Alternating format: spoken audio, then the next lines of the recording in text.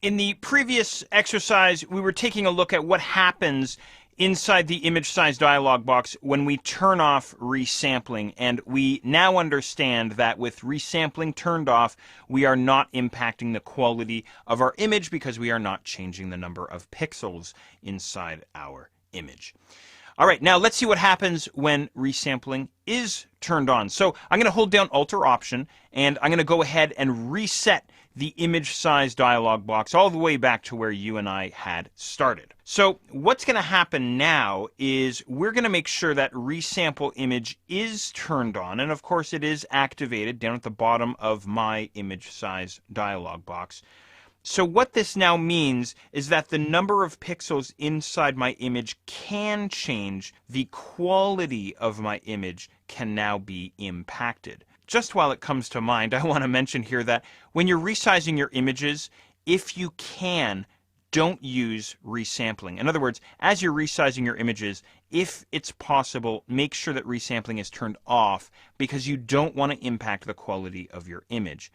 Sadly, though, 80% of the time you have to resize with resampling turned on. So maybe we should take a few minutes and make sure that we understand how resampling functions, how it works. Okay?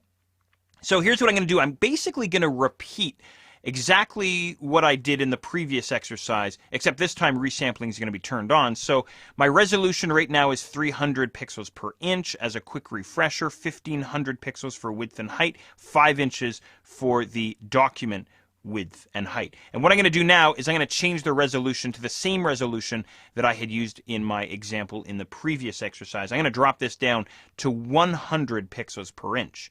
Now don't forget resampling is turned on here. And notice what happens. Does the physical size of the document change? No, it's still 5 inches by 5 inches.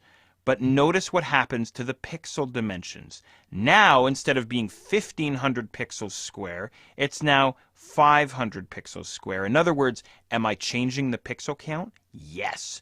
That means I'm changing the quality of my image. Let's try something else. I'm going to come back down to the resolution field here, and I'm going to crank this guy up to the second example that I used in the previous exercise, 600 pixels. And notice, once again, the document size remains fixed. It does not change.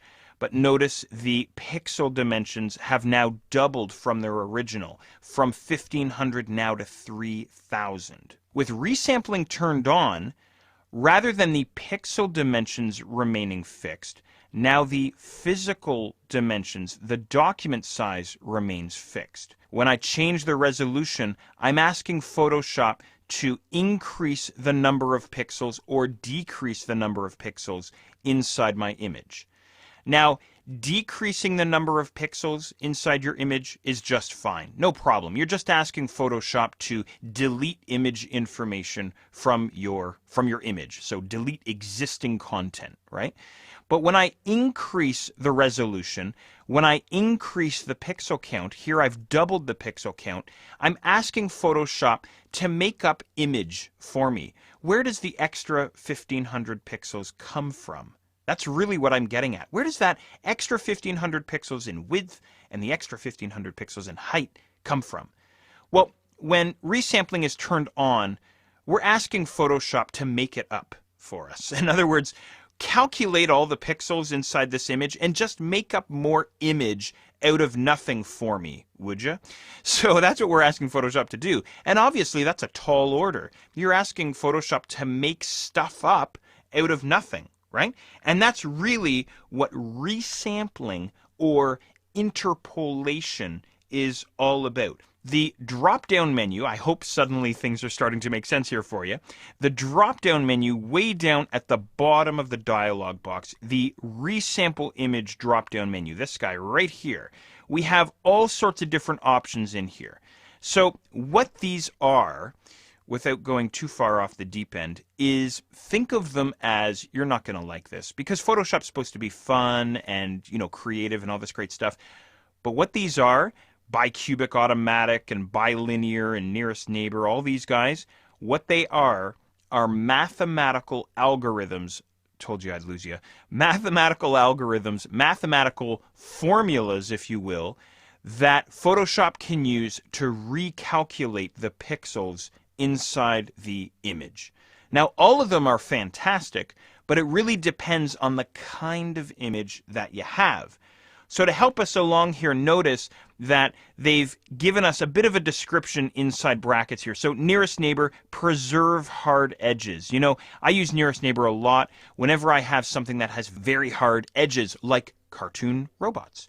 Or I can use bicubic sharper when I'm reducing the size of a photograph, or perhaps bicubic smoother when I'm increasing the size of an image. I'm enlarging an image. Now, I have to stress here that there's no one size fits all. There's no silver bullet. I can't say to you, hey, you know what, when you're resizing your images, just use bicubic automatic and everything's going to be fantastic. Unfortunately, it doesn't work that way. Oftentimes what happens, and this is sort of the truth of the matter, the fact of the matter, is I come in here, I choose the resampling method, the interpolation method, the mathematical formula that I think is going to work. I give it a go. And I go, those results look pretty nasty. So then I undo, I come back inside the image size dialog box, and I try another one. And I keep trying until I get the quality that I'm after. Okay, so again, there's no one size fits all.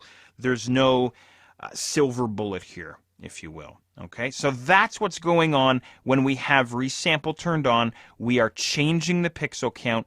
And if we are decreasing the pixel count, don't forget, no big deal, right? If I drop this resolution down to 100 pixels per inch or 100 ppi, no problem. I'm asking Photoshop to go from 1500 down to 500. I'm asking Photoshop to delete information. But if I'm increasing the resolution, then all of a sudden what I'm asking Photoshop to do is make stuff up out of nothing.